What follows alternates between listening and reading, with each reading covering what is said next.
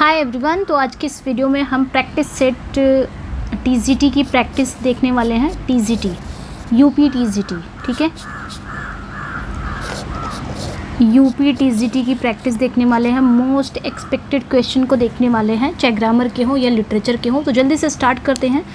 और ये आपके 125 क्वेश्चन रहेंगे, इसमें पैसेज को लेकर रहेगा, ठीक है। तो स्टार्ट करते हैं। जहाँ पे ज़रूरी रहेगा वहीं पे एक्सप्लेन करेंगे, अदरवाइज़ हम करते चले जाएंगे, ठीक है, क्वेश्चन आंसर। क्योंकि इसमें टाइम नहीं लगाएंगे, क्योंकि अगर मैं एक्सप्लेन करूँगी तो वीडियो लेंदी हो जाएगी, क्योंकि हमें करना है 125 क्वेश्चन।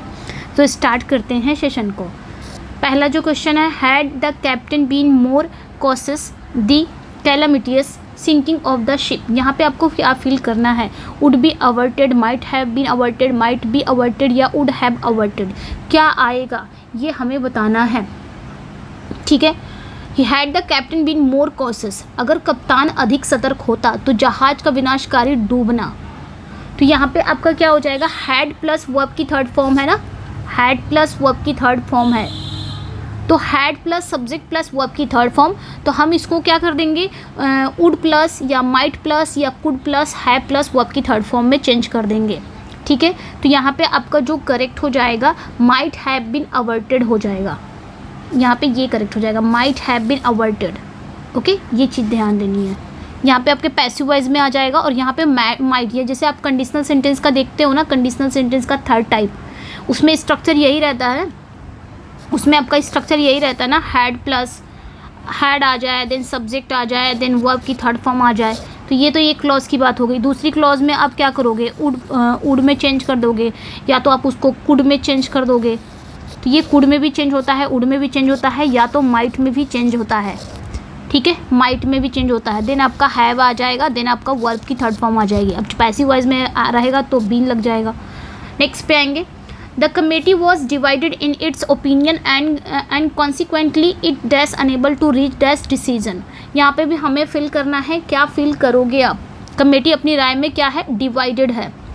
ओपिनियन मतलब अपनी राय में, अपनी ओपिनियन में वो क्या है, डिवाइडेड है। एंड कॉन्सिक्वेंटली इट क्या आएगा यहाँ पे, कमेटी क्या है, कलेक्टिव नाउन है। और जब कलेक्टिव नाउन को एक यूनिट के रूप में काम किया जाता है तो उसके साथ वर्ब जो आती है वो सिंगुलर आती है। बट जब मेंबर अलग अलग राय रखते हैं और डिवाइडेड होते हैं तो वर्ब कैसी होती है, प्लूरल होती है। तो यहाँ पे आपका प्लूरल वर आ जाएगा। उसके बाद अनेबल टू, उसके बाद आपका यहाँ पे अनेबल टू एनी आ जाएगा, तो वर एनी, ये करेक्ट हो जाएगा। नेक्स्ट पे आएंगे, find the antonym of the word trenchant. Trenchant का एंटोनिम हमें बताना है। ट्रेंचेंट मतलब होता है बहुत ही तीखा, क्लियर, प्रभावशाली। आप इसे इंसेसिव बोल सकते हो, शार्प, इफेक्टिव। तो इसमें मतलब यहाँ पे इसका जो विलोम हो जाएगा, इसका जो अपोजिट हो जाएगा वो आपका क्या हो जाएगा, वेग हो जाएगा, ठीक है। वेग मतलब क्या होता है, unclear. In Shakespeare the Tempest, what is the name of Caliban's mother, a witch who was exiled to the island before Prospero's arrival. तो शेक्सपियर में अगर बात करें, टेम्पस में कैलिबन की माँ का क्या नाम है, जो एक डायन थी, चुड़ैल थी, विचेस थी, प्रॉस्पेरो के आने से पहले आइलैंड पर वो थी। तो टेम्पस में प्ले में साइकोरेक्स नाम रहता है उसके, ठीक है, उसके मदर का नाम साइकोरेक्स रहता है, ठीक है, जो एक शक्तिशाली चुड़ैल या डायन बोल सकते हो, जिसे अल्जीरियस के आइलैंड पर निर्वासित किया गया था। नेक्स्ट पे आएंगे, the characters Goneril, Regan and Cordelia are central to which Shakespearean tragedy. तो ये तीनों किस में आती हैं, किंग लियर में आती हैं, और किंग लियर की तीनों बेटियां हैं। नेक्स्ट पे आएंगे, which of the following literary pairings is miss match in terms of its central theme और कॉन्सेप्ट। इसमें हमें बताना है निम्नलिखित में से कौन सा पेयर आपका सही नहीं है। एक लिटरेरी पेयरिंग्स है, कौन सा मिस मैच है हमें बताना है। जैसे कि जॉन मिल्टन किसके लिए जाने जाते हैं, justifying the ways of God to man, बिल्कुल करेक्ट है। अलेक्जेंडर जो पॉप हैं, the proper study of mankind is man, तो ये भी करेक्ट है। अलेक्जेंडर पॉप ने अपनी poetry an essay on man में कहा था कि मनुष्य का जो उचित अध्ययन है वो मनुष्य ही है। तो ये बात उन्होंने कही है, बिल्कुल करेक्ट है। The proper study of mankind is man, ये इन्होंने कहाँ कही है, एसे ऑन मिल्टन में, एसे ऑन मैन में कही है। और जॉन मिल्टन का justifying the ways of God to man, ये पैराडाइज लॉस्ट का है, ठीक है, और ये एसे ऑन मैन का है। William Wordsworth the spontaneous overflow of powerful feelings, ये भी करेक्ट है, ठीक है, ये भी विलियम वर्ड्सवर्थ वाला भी करेक्ट है। एंड जॉन गॉल्सवर्दी का आर्ट फॉर आर्ट सेक, यही इनकरेक्ट है, जो कि जॉन गॉल्सवर्दी वो रियलिस्ट के लिए जाने जाते थे, सामाजिक सुधारक राइटर थे। वो आर्ट सेक के सिद्धांत से नहीं जुड़े थे। तो ये जो सिद्धांत था आर्ट फॉर आर्ट सेक, ये आजकल वाइल्ड जैसे राइटर जुड़े हुए थे। Transform the following assertive sentence into a correct interrogative form.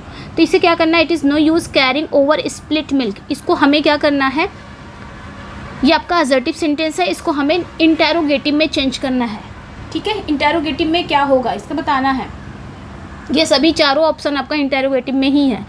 यानी कि it is no use crying over split milk, बीती बात पर पछताने से कोई फ़ायदा नहीं है। ये एक ना असर्टिव सेंटेंस है और ये एक मुहावरा भी है, प्रोवर्ब भी है। जो हो चुका उस पर पछताना वेस्ट है। तो इसे ना क्वेश्चन में बदलने का सबसे अच्छा तरीका क्या है, ये पूछना कि ऐसे करने से क्या फ़ायदा, भाई आप रोने से क्या फ़ायदा, यही हुआ ना। तो what is the use of crying over split milk, यही हुआ। तो यहाँ पे what is the use of crying over split milk, यहाँ पे बी करेक्ट हो जाएगा। नेक्स्ट पे आएंगे, which play is often considered one of Shakespeare problems play due to its ambiguous tone that shift between dark psychological drama and comedy. देखिए question एकदम easy है, लेकिन जो पूछा है ना थोड़ा सा घुमा घुमा के पूछ लिया है, लेकिन है तो क्वेश्चन बहुत ईजी। मैं सिंपल अगर पूछूँ तो शेक्सपियर के प्रॉब्लम प्लेस कौन से हैं, जो माना जाता है इसका जो टोन है वो अनक्लियर है, जो कह रहे साइकोलॉजिकल प्ले और कॉमेडी के बीच बदलता रहता है। तो प्रॉब्लम प्ले कौन से हैं, एज यू लाइक इट तो प्रॉब्लम प्ले है नहीं, ये भी नहीं है, ये भी नहीं है, मेजर फॉर मेजर है, ट्रोलिस एंड क्रेसिडा है, ऑल्स वेल दैट एंड्स वेल है। ये तीनों क्या हैं, आपके प्रॉब्लम प्ले हैं। ठीक है, नेक्स्ट पे आएंगे, अ लिटरेरी वर्क। अच्छा, मेजर फॉर मेजर की बात करेंगे तो हेड ट्रिक बैड ट्रिक के लिए भी जाना जाता है। ठीक है, नेक्स्ट पे आएंगे, a literary work in which the characters, events and settings represent abstract qualities और ideas with the main purpose of teaching a moral lesson is known as satire, allegory, parody या फिर एपिक। ये क्या है, एक literary work जिसमें जो characters हैं, इवेंट्स हैं, सेटिंग हैं, वो सारे क्या हैं, एब्स्ट्रैक्ट क्वालिटीज़ या फिर एब्स्ट्रैक्ट आइडियाज़ को रिप्रेजेंट करते हैं, जिसका उद्देश्य क्या होता है, मॉरल शिक्षा देना होता है। इसे हम क्या कहेंगे, तो मॉरल शिक्षा तो सटायर देता नहीं है, पैरोडी भी नहीं देता है, एपिक नहीं देता है, तो यही आपका देता है एलिगरी, ये मॉरल शिक्षा भी देता है। एलिगरी एक ऐसी कहानी होती है जिसमें दो स्तर होते हैं, दो स्तर पर स्टोरी चलती रहती है, एक तो लिटरल, दूसरा आपका सिम्बॉलिक। इसके जो कैरेक्टर हैं, इसके जो इवेंट्स है वो गुड वर्सेस बुराई, मतलब अच्छाई बुराई लालच, ये सारे क्या हैं, अब्स्ट्रैक्ट आइडियाज़ को प्रतीक करते हैं, मतलब इसके कैरेक्टर यही सब होते हैं। इसमें भी मॉरल लेसन होता है। Identify the part of the sentence that contains an error. इसमें बताना है कि कहाँ पे आपकी एरर है। The reason I have been unable to pay my bills is due to the fact that I did not receive my salary on time. ठीक है, इसमें बताना है कि कहाँ पे, ये एक्सपेक्टेड प्रैक्टिस सेट है। ठीक है, आपकी टीजीटी की। तो यहाँ पे जो राइट आंसर हो जाएगा ना, किस पार्ट में एरर है, हम देखेंगे द रीज़न। एक तो रीज़न यहाँ पे बता रहा है, दूसरा ड्यू टू बता रहा है। तो द रीज़न और ड्यू टू द फैक्ट, ठीक है, ये दोनों का मतलब क्योंकि, मतलब ये दोनों ही रीज़न बताते हैं, कारण बताते हैं, तो दोनों का एक साथ यूज़ नहीं होगा। तो यहाँ पे जो गलत होगा वो आपका सी होगा। ठीक है, क्योंकि ये एक रिडंडेंसी है, यानी कि अननेसेसरी रिपीटेशन है, दोहराव है, बार बार वो चीज़ें, या तो रीज़न रखो या तो ड्यू रखो। Choose the single word that best describe this phrase, I style that is excessive, ornate and elaborate in its use of language. इसका बताना है कि क्या उस स्टाइल को क्या कहेंगे जहाँ पे एक्सेसिव, ऑर्नेट होता है, इलाबोरेट होता है लैंग्वेज की यूज़ में। ठीक है, यहाँ पे हमें बताना है, कहा जा रहा है कि एक लैंग्वेज है, यानी कि लैंग्वेज के प्रयोग में, लैंग्वेज के यूज़ में एक्सेसिव, ऑर्नेट और एक इलाबोरेट स्टाइल हो, उसे क्या बोलेंगे, तो उसे यूफेइस्टिक बोला जाता है। यूफेइस्टिक ये एक स्टाइल है, यूफेइस्टिक। ये जो स्टाइल है ना, इसका नाम ना जॉन लिली, ध्यान रखना है, इसका नाम जॉन लिली का एक वर्क था यूफेस। ठीक है, यूफेस से लिया गया है। ये एक ऐसी राइटिंग स्टाइल है जो बहुत ज़्यादा एक्सेसिव ऑर्नेट होती है, यानी कि बहुत ज़्यादा अत्यधिक अलंकृत होती है, अलंकार ज़्यादा, मतलब ऑर्नेट वे में लिखी जाती है। इसमें एंटीथीसिस, इसमें अलिट्रेशन और भी इसमें लिटरेरी डिवाइस का भरपूर यूज़ होता है, तो इसे बोला जाता है यूफेइस्टिक। नेक्स्ट पे आएंगे, which of Shakespeare plays is based on Plutarch's lives of the noble Grecians and Roman and deals with the triumvirate of Octavius Caesar, Mark Antony and Lepidus. कितना इजी है ना, पूरा इसी में मैंने पूछ लिया, बस आपको बस इतना बताना है कि प्ले कौन सा है, शेक्सपियर का वो कौन सा प्ले है। देखिए आपके क्वेश्चन में भी 2 फैक्ट मिल गए। शेक्सपियर का कौन सा प्ले है जो Plutarch lives of the noble Grecian and Roman पर बेस्ड है, और ये डील करता है, और ये डील क्या करता है, ये डील करता है ट्राइमविरेट। इसमें ट्राइमविरेट में आते हैं Octavius Caesar, Mark Antony and Lepidus आते हैं। ऐसा कौन सा प्ले है भाई, ठीक है, मतलब सिर्फ प्ले का नाम बताना है, इतना ईजी। तो शेक्सपियर के मतलब कई रोमन प्लेज हैं, लेकिन प्लूटार्क राइटिंग पर बेस्ड है, मतलब शेक्सपियर ने अपने कई रोमन प्लेज के लिए प्लूटार्क के जो वर्क है ना उनका यूज़ किया है। Antony and Cleopatra, Julius Caesar, Antony and Cleopatra Julius Caesar की डेथ के बाद घटनाओं पर आधारित है, ठीक है। और ये मार्क एंटनी, ऑक्टेवियस सीजर, लैपिडस के बीच एक कॉन्फ्लिक्ट को दिखाता है। मार्क एंटनी के क्लोपेट्रा के साथ क्या था, प्रेम संबंध था, तो यहाँ पे जो जूलियस सीजर करेक्ट हो जाएंगे भाई। और ये ट्राइमविरेट में आते हैं ये तीनों नाम, ये अक्सर पूछा जाता है, Octavius Caesar, Mark Antony and Lepidus. Identify the figure of speech in line, इसमें बताना है कि कौन सी फिगर ऑफ स्पीच है। काफ़ी इजी है, the pen is mightier than the sword, तो ये आपका क्या है, कौन सी फिगर ऑफ स्पीच है इसमें, तो ये आपकी मेटोनमी है, ठीक है, काफ़ी इजी है मेटोनमी, ठीक है। पेन का यहाँ पे इन्होंने यूज़ किया है राइटिंग, यानी कि दी पावर ऑफ राइटिंग के लिए, शोड का यहाँ पे तलवार, मिलिट्री फोर्स और वायलेंस के लिए।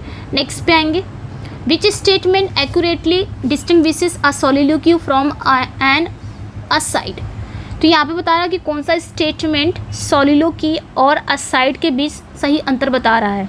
सोलिलोक्यू और असाइड क्या होते हैं इसमें बताना है हमें, ठीक है। सोलिलोक्यू क्या होता है, एक लंबा स्पीच होता है जिसमें एक कैरेक्टर स्टेज पर अकेला होता है और अपने थॉट्स को, अपने इमोशन को ज़ोर ज़ोर से बोलता है ताकि ऑडियंस उन्हें जान सके, ये हो गया आपका सोलिलोक्यू। असाइड क्या होता है, एक छोटी सी टिप्पणी होती है जो एक कैरेक्टर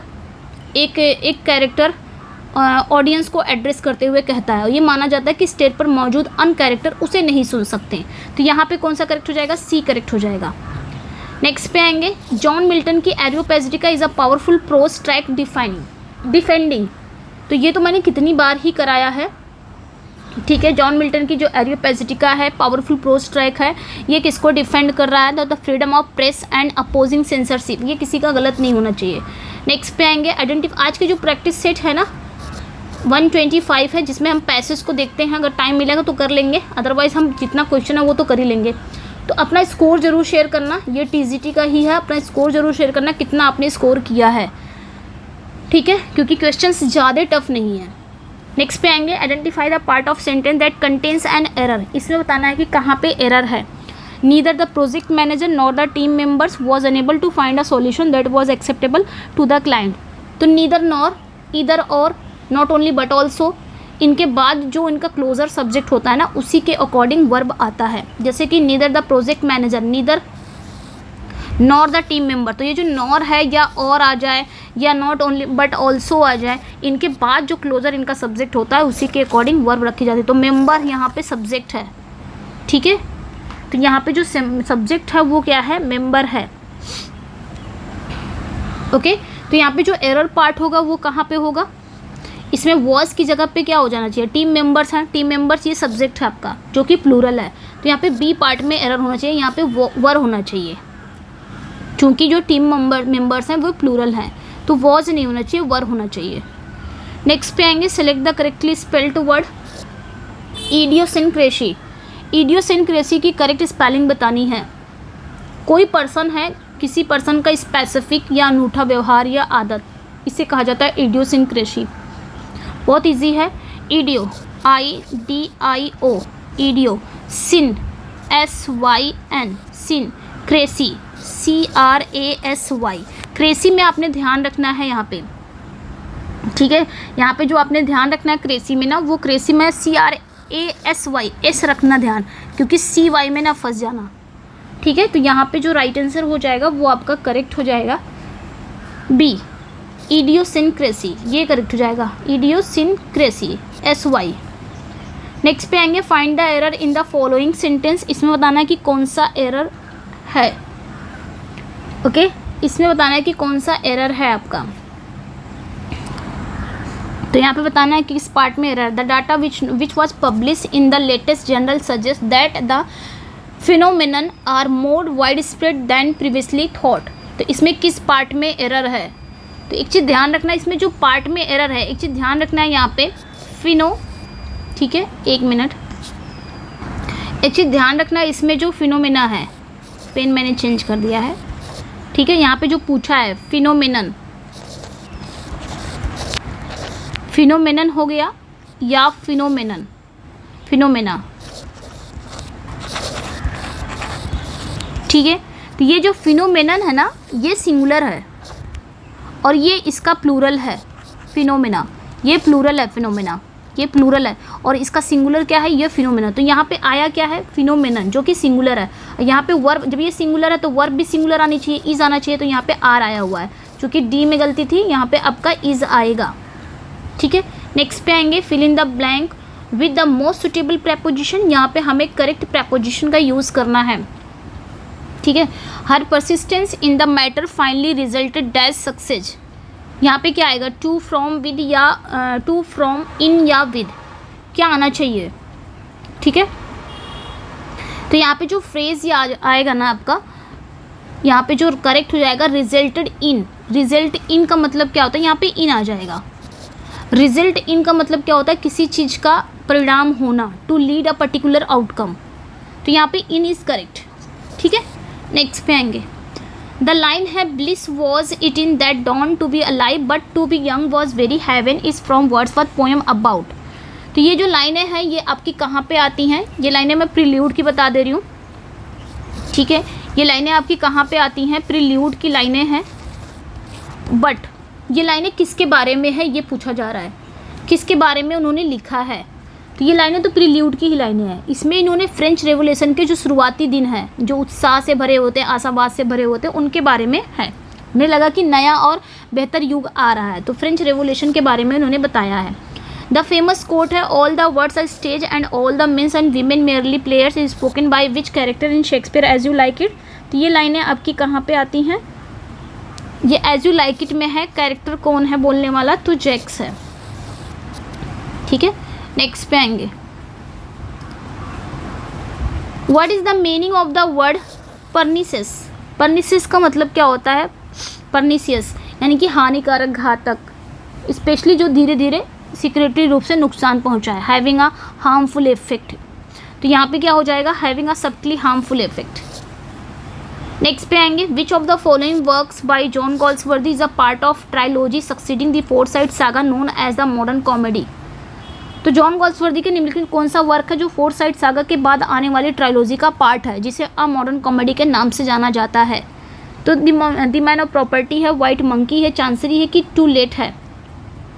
तो दी फोरसाइट सागा में क्या होता है, man of property, Chancery, to let, ये सारी शामिल है।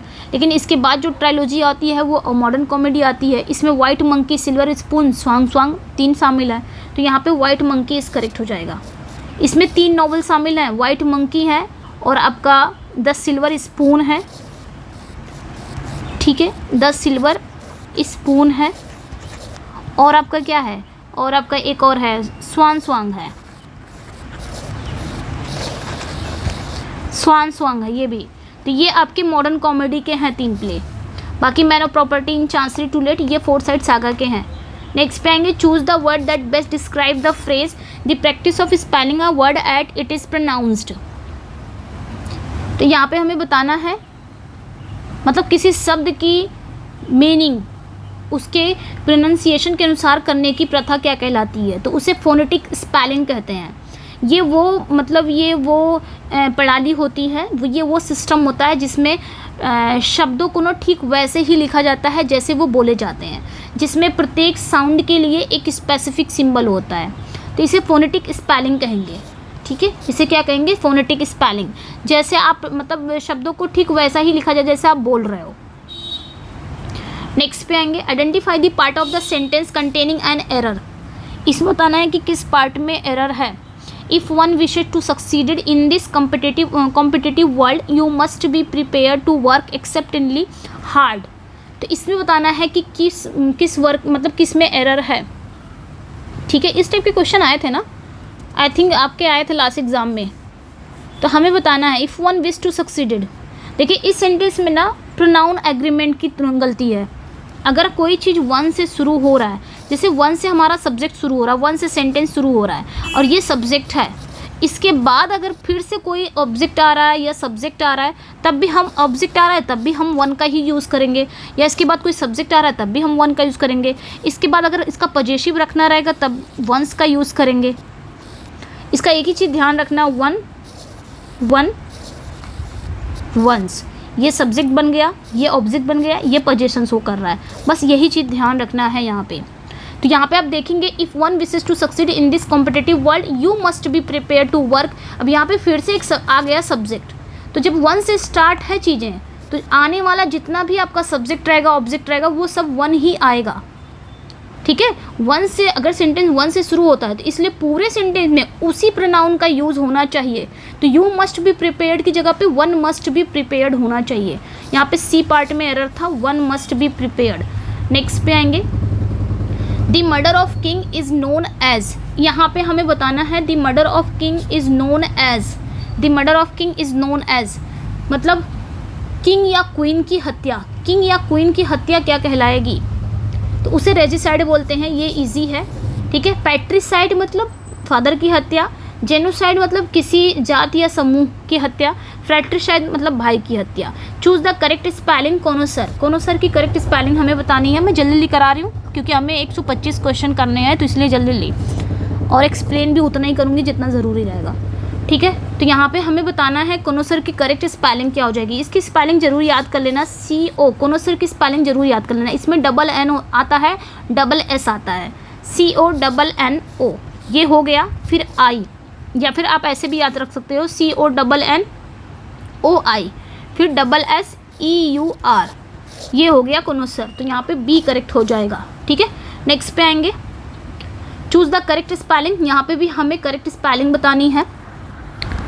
तो यहाँ पे बताना है क्रिशांथमम की करेक्ट स्पेलिंग बतानी है। क्रिशांथमम, क्रिशांथमम मतलब क्या होता है? एक गुलदाउदी का फूल होता है, उसका इंग्लिश नाम है ये। गुलदाउदी का जो फूल होता है एक टाइप का प्लांट होता है। ठीक है, मतलब a plant of the Daisy family with brightly coloured ornamental flower. ठीक है, ये ध्यान रखना है, गुलदाउदी का ही फूल समझ लीजिए, क्रिशांथमम। तो क्रिशांथमम की कौन सी स्पेलिंग करेक्ट हो जाएगी? तो ध्यान रखना है CHRYSAN, कृषान हो गया। CHRYSAN कृषान हो गया। फिर थमम, THEMUM थमम, कृषान थमम। तो कौन सा करेक्ट हो जाएगा यहाँ पे? CHRYSAN कृषान, THEMUM। कृषान थमम मतलब गुदावली का फूल होता है। नेक्स्ट पे आएंगे, which word is spelled correctly? Supersede. Supersede की करेक्ट स्पेलिंग क्या हो जाएगी? तो याद रखना है SUPER, सुपर, CEDE सुपरसीड। ये सही है, सॉरी ये नहीं सही है, सॉरी मैं भी confuse. SUPER super, SEDE supersede, ये आपका सही है। ठीक है, इसमें क्या आता है? SED आता है, तो SEDE ये करेक्ट हो जाएगा C, सुपरसीड। ठीक है, SUPER SEDE सुपरसीड, किसी का स्थान लेना, किसी की जगह लेना। ठीक है, नेक्स्ट, और इसका ऐसे ही लिखते हैं अक्सर करके, C करके आता है। नेक्स्ट पे आएंगे, transform the following assertive sentence into a negative sentence without changing it's meaning. मतलब असर्टिव सेंटेंस से हमें क्या करना है? नेगेटिव सेंटेंस बनाना है, लेकिन इसकी मीनिंग चेंज नहीं होना चाहिए। तो he is greater than I am, ये मैंने कराया था अभी जल्दी ग्रामर के क्वेश्चन में, और मैंने समझाया भी था कि इस टाइप का आप कैसे बना सकते हो नेगेटिव। ठीक है, तो यहाँ पे क्या हो जाएगा? मतलब यहाँ पे he is greater than I am, मैं उतना महान नहीं हूँ जितना, मतलब वह उतना महान नहीं है जितना मैं हूँ, यही तो हुआ। तो ये मतलब वह मुझसे महान है।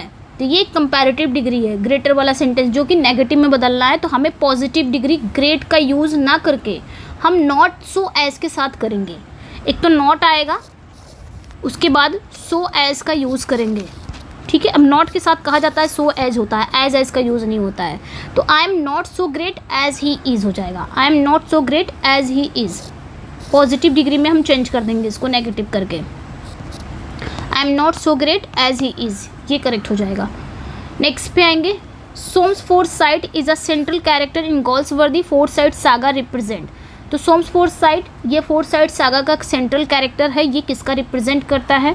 तो ये मैंने कितनी बार ही बताया, man of property, obsessed with ownership and convention. Next पे आएंगे, Shakespeare sonnet are primarily composed in which metrical form.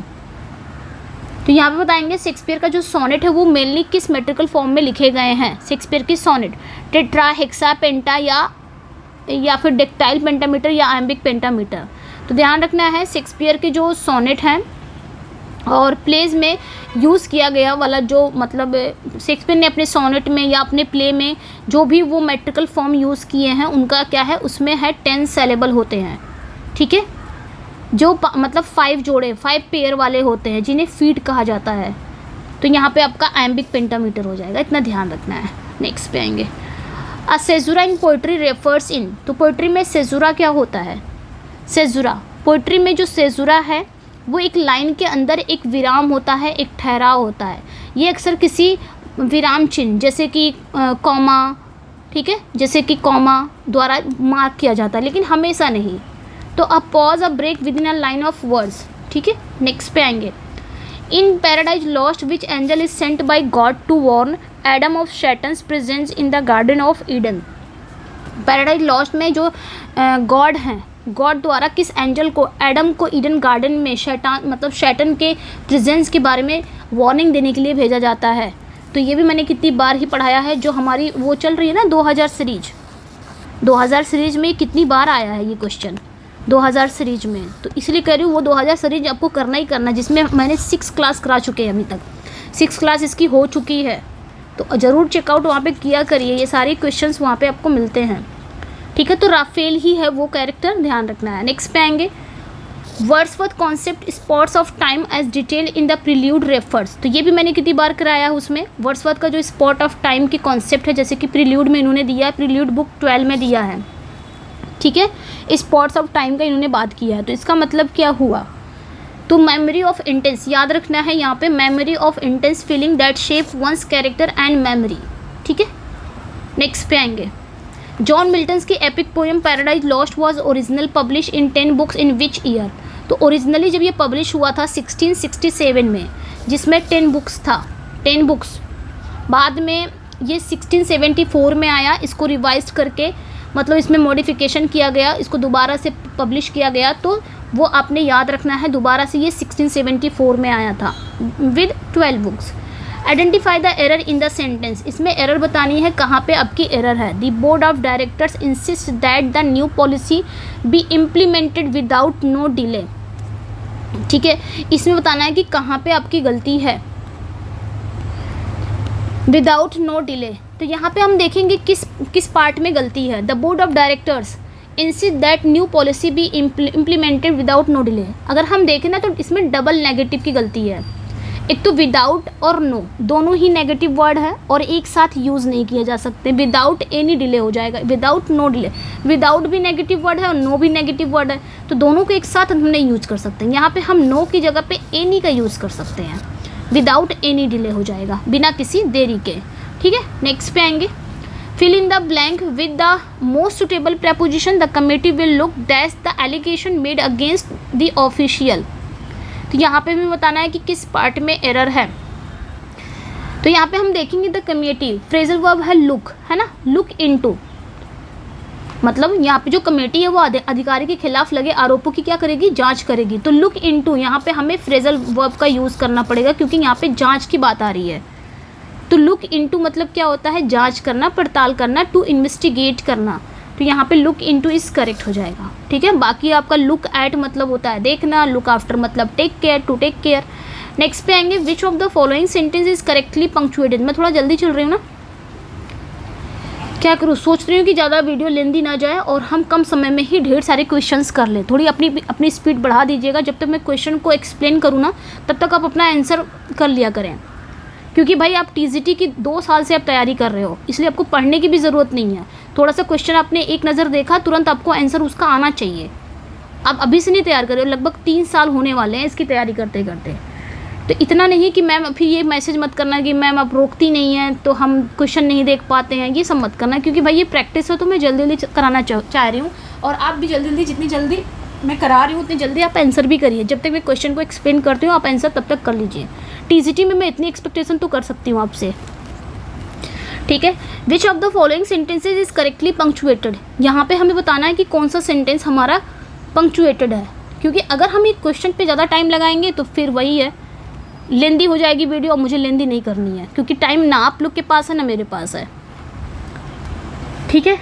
चलिए, यहाँ पे हमें बताना है कि किस पार्ट में, मतलब कौन सा आपका सेंटेंस करेक्ट, जहाँ पे पंक्चुएशन का सही यूज़ किया गया है, यहाँ पे हमें बताना है। तो कौन सा है वो हम देखेंगे। यहाँ पे जब 2 इंडिपेंडेंट क्लॉज हो ना, तो हम क्या करते हैं, जब 2 इंडिपेंडेंट क्लॉज को हाउ एवर जैसे कंजेक्टिव एडवर्ब से जोड़ा जाता है, तो जो उनके बीच सेमी कॉलन का यूज़ किया जाता है, तो हाउ एवर के बाद हमें एक कॉमा जरूर लाना चाहिए।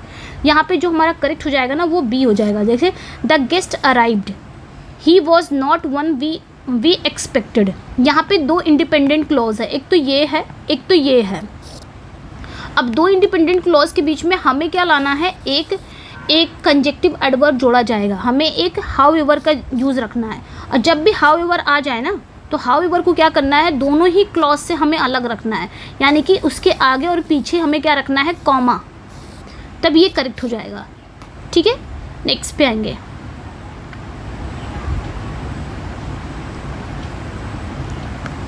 ठीक है, हाँ करेक्ट है। The characters of Don Pedro, Claudio and Hero features in which of Shakespeare comedies? तो Don Pedro, Claudio और Hero ये तीनों कैरेक्टर शेक्सपियर के किस प्ले में आते हैं? Loves live law, twelfth night, much ado about nothing, Temi of the Shri. तो याद रखना है डॉन पेड्रो, क्लॉडियो, हीरो। ये हीरो कौन है, ये फीमेल हीरोइन है, ठीक है, इसका नाम हीरो है। तो ये किस में आते हैं, मच अडू अबाउट नथिंग में आते हैं। ये तीनों character much ado about nothing के मेन कैरेक्टर हैं। What is an epistrophe in literature? Literature में एपिस्ट्रॉफी क्या होता है? तो ये भी कितना पढ़ाया है मैंने। एपिस्ट्रॉफी फिगर ऑफ स्पीच है जिसमें किसी स्पीकर एक एब्सेंट पर्सन या किसी डेड पर्सन या किसी पर्सोनी यानी कि एब्स्ट्रैक्ट आइडियाज़ को सीधे एड्रेस करता है, जैसे O death where is thy staying. तो फिगर ऑफ स्पीच। नेक्स्ट पे आएंगे। Which of the following is not a characteristic feature of a traditional epic poem? तो निम्नलिखित में से कौन सा ट्रेडिशनल एपिक पोएम की विशेषता नहीं है? ट्रेडिशनल एपिक पोएम की कौन सी फीचर एक नहीं है, ठीक है, कौन सा नहीं है? तो भाई एपिक में क्या आता है, इनोकेशन होती है, म्यूज़ को बुलाया जाता है, बिल्कुल करेक्ट है। ट्रेडिशनल एपिक की जो विशेषताएं हैं, किसी देवी देवता का इन्वोक किया ही जाता है, जैसे कि मिल्टन करते हैं हॉली स्पिरिट की, ठीक है। फिर है beginning in the medias res, तो एपिक जो होता है वो बीच से ही शुरू होता है, कहानी का बीच से शुरू होना, बिल्कुल करेक्ट है, ठीक है। The use of epic similes and epithets, यानी कि इसमें एपिक सिमलीज का यूज़ किया जाता है। एपिक सिमलीज का आमतौर पर जो हीरोइक काम होते हैं बड़े पैमानों की घटनाओं पर सेंटर्ड होते हैं, ना कि किसी कैरेक्टर के सब्जेक्टिव थॉट या फीलिंग पर। तो ये बी नहीं करेक्ट है। आप focus on the subjective thought and feeling of a single character, ये तो आपके लिरिक वगैरह में आ जाएगा, जिसमें सब्जेक्टिव थॉट्स, पर्सनल थॉट आ जाते हैं, वो लिरिक होते हैं। ये एपिक का वो नहीं है। नेक्स्ट पे आएंगे। Choose the appropriate preposition. यहाँ पे हमें करेक्ट प्रीपोजिशन का यूज़ करना है। He has a remarkable talent as discerning the truth, ठीक है। तो यहाँ पे क्या आएगा, he has a remarkable talent discerning the truth of, for, in या विद।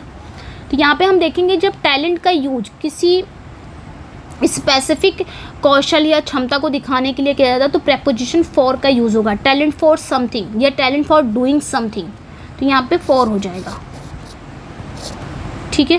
टैलेंट फॉर समथिंग हो जाएगा, ये टैलेंट फॉर डूइंग समथिंग, ठीक है। Select the correct preposition. I will abide dash the decision made by the jury. इसमें बताना है, इसमें हमें बताना है कि क्या आएगा। यहाँ पे भी प्रेपोजिशन है अबाइड। देखिए जब भी आपका अबाइड आ जाए, ठीक है, अबाइड बाई मतलब अबाइड के साथ बाई का यूज़ होगा। अबाइड बाई मतलब पालन करना, स्वीकार करना, टू एक्सेप्ट या follow a decision, rule etcetera. तो यहाँ पे अबाइड बाई हो जाएगा, ठीक है, अबाइड बाई, ये याद रखना है। कंप्लाई विद, एक और है कंप्लाई विद, इसका भी मतलब होता है फॉलो करना। Comply with, abide by, stick to, इसका भी मतलब होता है फॉलो करना। अडेयर टू, इसका भी मतलब होता है फॉलो करना, इसके साथ भी आता है। नेक्स्ट पे आएंगे choose the correct preposition. The minister was absolve dash all blame for the incident from, of, with या ऑफ। क्या होगा यहाँ पे हमें बताना है। The minister was absolve dash all blame for the incident. तो यहाँ पे हमें देखेंगे अगर किस पार्ट में एरर है तो राइट आंसर यहाँ पे क्या हो जाएगा, एब्सॉल्व। एब्सॉल्व जो है ना, एब्सॉल्व मतलब क्या होता है, किसी को ना ब्लेम से या किसी जिम्मेदारी से मुक्त करना। तो एब्सॉल्व ऑफ ऑल ब्लेम हो जाएगा। एब्सॉल्व के साथ हमेशा प्रेपोजिशन ऑफ आएगी या फ्रॉम का हम यूज़ करेंगे, ठीक है, ऑफ या फ्रॉम का हम यूज़ करेंगे। तो यहाँ पे हम ऑफ का यूज़ करेंगे, ठीक है। तो absolve of all blame for the incident, ये ध्यान रखना है। नेक्स्ट पे आएंगे the meaning of the word obsequious. Obsequious का मतलब क्या होता है, हॉस्टाइल, ओवरली अटेंटिव या servile, unclear and ambiguous, calm and dignified. Obsequious, obsequious मतलब बहुत ज़्यादा आज्ञाकारी या चापलूसी, चापलूस, यानी कि उस पर्सन को बता रहा है जो महत्वपूर्ण लोगों को खुश करने के लिए बहुत अधिक एफर्ट करता हो। तो ओवरली अटेंटिव और सर्वाइल, ठीक है, बहुत ज़्यादा चापलूस। Select the correct spelling, mischievous, ठीक है, हमें इसमें बताना है कि करेक्ट स्पेलिंग बतानी है मिस्चीवियस। तो यहाँ पे जो राइट आंसर हो जाएगा मिस्चीवियस का वो आपका सी करेक्ट हो जाएगा, MISCHIEVOUS। नेक्स्ट पे आएंगे शरारती। Choose the most suitable preposition. I was taken days by his sudden and aggressive tone. तो हमें करेक्ट यहाँ पे सुटेबल प्रेपोजिशन का यूज़ करना है। तो I was taken by this sudden and aggressive tone. तो यहाँ पे जो आपका फ्रेजल वर्ब आ जाएगा ना वो टेकन अबैक का यूज़ होगा। टेकन अबैक मतलब क्या होता है, टेकन अबैक मतलब हैरान या स्तब्ध रह जाना है। टू बी सरप्राइज्ड, शॉक्ड, मैं उसके अचानक और आक्रामक लहजे से हैरान रह गया। तो टेकन अबैक मतलब ही होता है सरप्राइज्ड होना, सडन मतलब शॉक्ड होना, ठीक है। नेक्स्ट पे आएंगे वर्ड्सवर्थ की फेमस लाइन है child is the father of man appears in which poem. तो ये किस पोयम में लाइनें आती हैं, तो ये लाइनें आपके my heart leaves of the rainbow की लाइन है। नेक्स्ट पे आएंगे जॉन कीट्स। जॉन कीट्स की ode to a nightingale, Percy Bysshe Shelley की एडोनिस एंड W.H. ऑर्डन की in memory of W.B. Yeats are all example of what literary form. तो John Keats की ode to nightingale, Percy Bysshe Shelley का Adonis और W.H. Orton का इन memory of W.B. Yeats, ये तीनों हैं क्या, कौन सा लिटरेरी फॉर्म है ये तीनों, ठीक है। तो ये तीनों क्या है, एलिजी हैं, ठीक है। ये अगर ये भी पूछ लेता है या मिल्टन की लेसिडस वो भी एलिजी है, तो ये ध्यान रखना है। नेक्स्ट पे आएंगे लिटन स्टैची। लिटन स्टैची का eminent Victorians is a landmark work of modern biography primarily because it. तो ये ध्यान रखना है जो लिटन स्टैची हैं, लिटन स्टैची का एमिनेंट विक्टोरियंस ये एक मॉडर्न, ठीक है, ये एक मॉडर्न बायोग्राफी है, मतलब मॉडर्न बायोग्राफी का एक मील का पत्थर वर्क है। क्योंकि ये मेनली क्या है ये बताना है, ये एक बायोग्राफी है, मॉडर्न बायोग्राफी है, तो ये मेनली क्या है। तो लिटन स्टैची का एमिनेंट विक्टोरियंस के साथ साथ जीवनी लिखने की एक ट्रेडिशनल स्टाइल को बदल दिया उन्होंने, मतलब बायोग्राफी लिखने की स्टाइल को इन्होंने बदल दिया। मतलब जो शुरुआती जीवनियाँ लिखी जाती थी, यानी कि जो ट्रेडिशनल बायोग्राफी लिखी जाती थी, वो अक्सर अपने विषय को केवल तारीफ़ करते थे, मतलब जिस भी विषय पे वो लिखते थे अपने विषय पर, तो वो क्या लिखते थे, तारीफ़ करते थे। तो स्टैची ने इसके बजाय क्या किया, आयरोनिक एंड इरेविरेंट टोन को अपनाया, ठीक है, जिसमें उन्होंने हिस्टोरिकल जो हस्तियां हैं, उनकी जो कमजोरियां, उनके जो पाखंड हैं, उनको उजागर किया। ऐसा नहीं सारी चीज़ें बहुत तारीफ में लिख दिया, तो यहाँ पे बी करेक्ट हो जाएगा, ठीक है। नेक्स्ट पे आएंगे chosen the word that best describe the phrase a person who is unduly and excess about their health. तो इसे क्या कहेंगे, ठीक है, बताना है हमें। एक ऐसा व्यक्ति जो अपने स्वास्थ्य के बारे में बहुत ज़्यादा काल्पनिक रूप से चिंतित रहता है, तो इसे बोलते हैं हाइपोकॉन्ड्रियक। हाइपोकॉन्ड्रियक भी इसका सिनोनिम माना जाता है, हाइपोकॉन्ड्रियक, ठीक है, ठीक है। एक ऐसा व्यक्ति जो अपने स्वास्थ्य के बारे में बहुत ज़्यादा काल्पनिक रूप से चिंतित हो, इसे हाइपोकॉन्ड्रियक भी बोला जाता है, इसे वलेटुडिनेरियन भी बोला जाता है। तो यहाँ पे आपका ए करेक्ट हो जाएगा। Choose the correct spelling. Embarrassment, embarrassment में करेक्ट स्पेलिंग हमें बतानी है। तो एम्बैरेसमेंट में याद रखना डबल आर आता है, डबल एस आता है। तो यहाँ पे देखिए सिंगल आ रहा है, डबल ए कट जाएगा, ये भी कट जाएगा, इसमें भी सिंगल एस आया है, यहाँ पे बी करेक्ट हो जाएगा, double R double S, MENT। Next पे आएंगे find the grammatically correct sentence. इसमें बताना है कि कहाँ पे आपकी एरर है, नहीं बताना है कि कौन सा करेक्ट सेंटेंस है। ठीक है, यहाँ पे हमें बताना है कि कौन सा करेक्ट सेंटेंस है। यहाँ पे देखेंगे अगर कोई करेक्ट सेंटेंस है तो बी है। Finishing his homework he switch on the television, मतलब अपना होमवर्क कंप्लीट करने के बाद उसने टेलीविज़न को क्या कर दिया, स्विच कर दिया, तो यही करेक्ट है, बाकी सब गलत है। Having finish his homework the television was switch on, ये भी गलत है भाई, ये डैंगलिंग मॉडिफायर की गलती है, ये भी गलत है, ये भी गलत है। नेक्स्ट पे आएंगे filling the blank. I waited for him until dash he, तो यहाँ पे केम, टिल, कम, कम्स या हैड कम, क्या आएगा, इसको भी फिल करना। मुझे लग रहा है ग्रामर के क्वेश्चन ज़्यादा है क्या। तो जब मेन क्लॉज आपका पास्ट में हो, आई वेटेड ये क्या है, पास्ट में है, तो इसका जो सबऑर्डिनेट क्लॉज होगा वो किस पर होगा, वो भी पास्ट में ही होगा। तो अंटिल के बाद जो क्लॉज आएगी ये सबऑर्डिनेट क्लॉज है, तो ये भी किस में होगा, पास्ट में होगा, तो यहाँ पे क्या आ जाएगा, केम।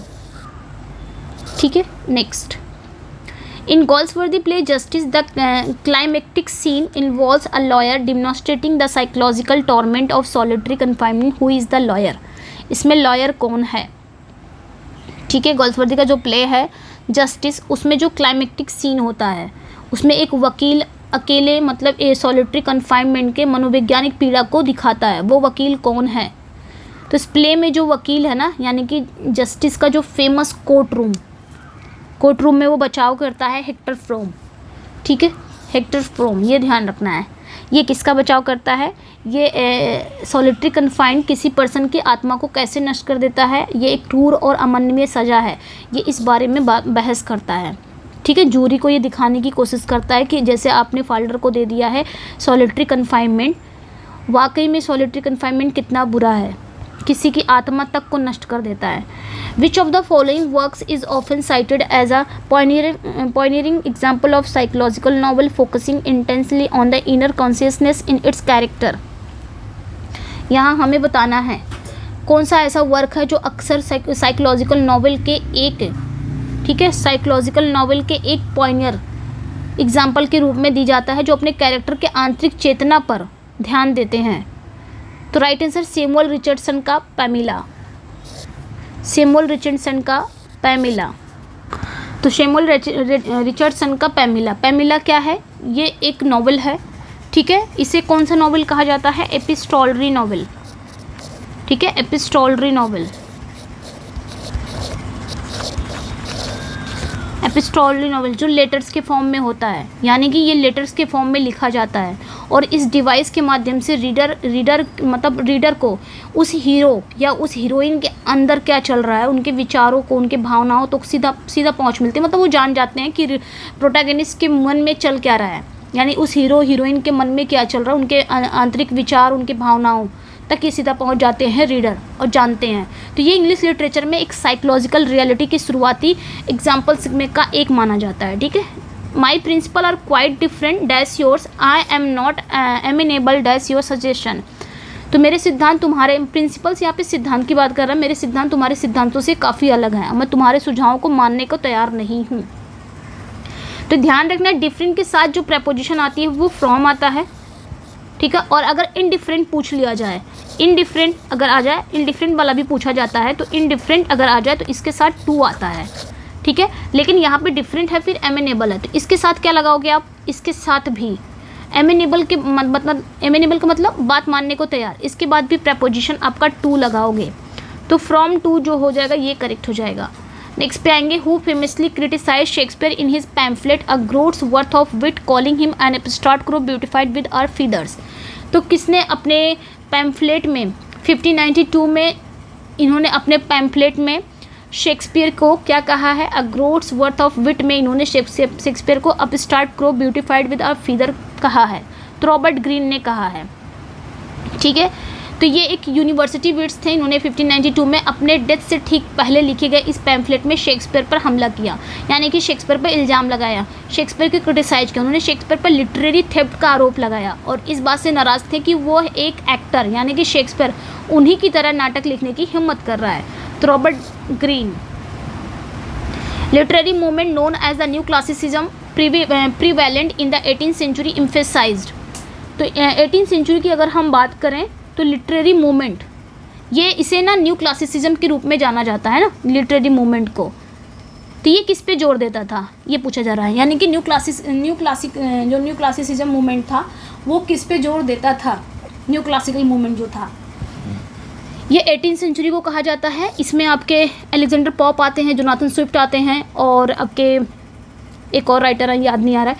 तो ये सारे राइटर आते हैं। तो इन लोग किस पे जोर देते थे, इस दौर के जो राइटर थे वो अक्सर जो बोला जाता है क्लासिकल ग्रीक और रोमन लिटरेचर के मॉडल जो था ना, उनका ये लोग क्या करते थे, नकल करते थे, और आर्ट में बैलेंस बनाते थे, क्लियर, ये सारी चीज़ें। तो यहाँ पे जो राइट आंसर हो जाएगा order, logic and reason often imitated classical Greek and Roman models.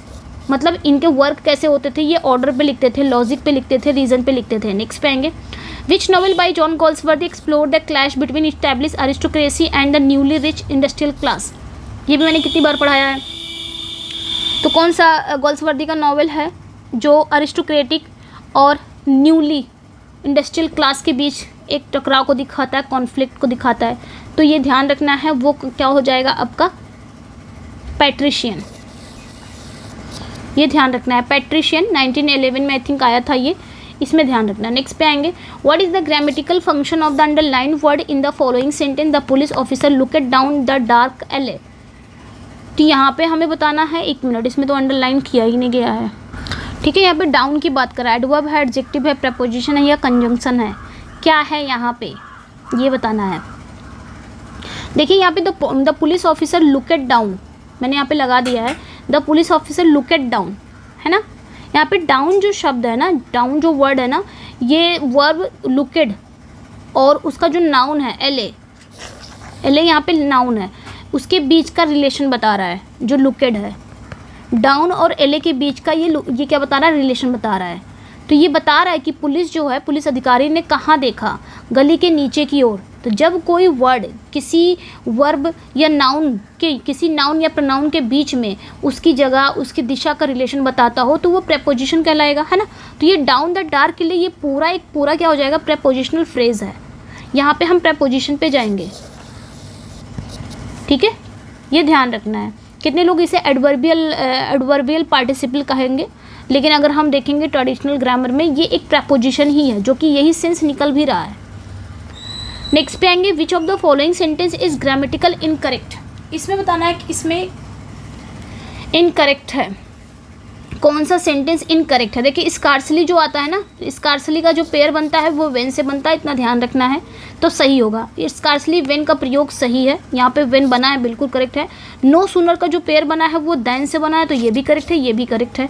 यहाँ पे इनकरेक्ट पूछा है ना। उसके बाद एज सून एज के साथ देन का यूज़ भी क्या है, सॉरी देन का यूज़ भी ये क्या है, रिडंडेंट है एज सून एज के साथ, ये गलत है। As soon as I enter the room, फिर कॉमा आ जाएगा द फोन रैंग, यही आपका गलत है, ठीक है। बाकी ये आपका देख सकते हो, I had already enter the room when the phone wrong, ये भी करेक्ट है। यहाँ पे एज सून एज के साथ हम देन का यूज़ नहीं करेंगे, यहाँ पे सिर्फ कॉमा लग जाएगा। What is the most accurate meaning of the word assiduous. तो एसिडुअस की correct meaning, most accurate meaning कौन सी होगी, एसिडुअस। तो एसिडुअस का मतलब क्या होता है, बहुत मेहनती, ठीक है, बहुत मेहनती। परसिवेरेंस जिसके अंदर दिखे, तो showing great care of perseverance, बहुत मेहनती, ठीक है, डेलिजेंट टाइप का। According to Aristotle, poetics the moment of critical discovery for a tragic hero, the shift from ignorance to knowledge is called। इसे क्या कहेंगे, हमार्शिया, पेरिपीटिया, एनाग्नोरिसिस या कैथारसिस। तो अरिस्टोटल के पोएटिक के अनुसार the moment of critical discovery of tragic hero, तो किसी ट्रेजिक हीरो का वो जो क्रिटिकल डिस्कवरी वाला moment, shift from ignorance to knowledge, जब वो अज्ञानता से नॉलेज की तरफ बढ़ता है, तो उसे हम क्या कहते हैं, अज्ञानता से, यानी कि जब उसे कुछ नहीं पता रहता लेकिन अज्ञान से ज्ञान की ओर जब वो बढ़ता है, तो उसे हम क्या कहते हैं, एनेग्नोरिसिस कहा जाता है, ठीक है। जब उसको पता चलता है, डिस्कवरी से याद रखना ये टर्म, ये कीवर्ड याद रखना, डिस्कवरी से, कि जब हीरो को अज्ञान से ज्ञान की तरफ जब उसे कोई चीज़ नहीं पता रहती है और जब उसे पता चलता है, उस मोमेंट को एनेग्नोरिसिस कहते हैं। और इस मोमेंट को पता चलने के बाद हीरो किस में जाता है, हीरो का जो एक्शन होता है वो गुड टू बैड की तरफ चला जाता है, ठीक है। यानी कि इसके बाद फॉर्चून क्या करेगा, भाग्य परिवर्तन लाएगा, जिसे हम पेरिपीटिया कहते हैं। नेक्स्ट पे आएंगे a poem in which a single speaker who is not the poet address a silent listener at the critical moment revealing their characters and temperament is known as. जैसे जैसे मैंने पढ़ाया है सारे यहाँ पे आपके क्वेश्चन मिल रहे हैं। एक पोएम है जिसमें सिंगल स्पीकर होता है लेकिन वो पोएट नहीं होता है, ठीक है। ये क्या होता है, एक साइलेंट लिसनर होता है क्रिटिकल मोमेंट में, जो क्या करता है अपने कैरेक्टर को, अपने टेम्पेरामेंट को रिवील करता है। वो किस टाइप का कैरेक्टर है, वो किस टाइप का किस स्वभाव वाला कैरेक्टर है, वो अनजाने में ही रिवील कर देता है। तो ऐसे को हम क्या कहते हैं, ड्रामेटिक मोनोलॉग, सॉलिलोक्यू, लिरिक या बैलेड। तो ये एक ड्रामेटिक मोनोलॉग है, रॉबर्ट ब्राउनिंग को याद रखना, ठीक है। ये ड्रामेटिक मोनोलॉग है, जो कि एक क्या होता है, साइलेंट लिसनर होता है और एक कैरेक्टर होता है। कौन सा कैरेक्टर होता है, वो एक काल्पनिक कैरेक्टर होता है, ठीक है। ड्रामेटिक मोनोलॉग में बस इतना ध्यान रखना, एक सिंगल स्पीकर होगा जैसे कि यहाँ पे बताया गया है, लेकिन वो पोएट नहीं होगा।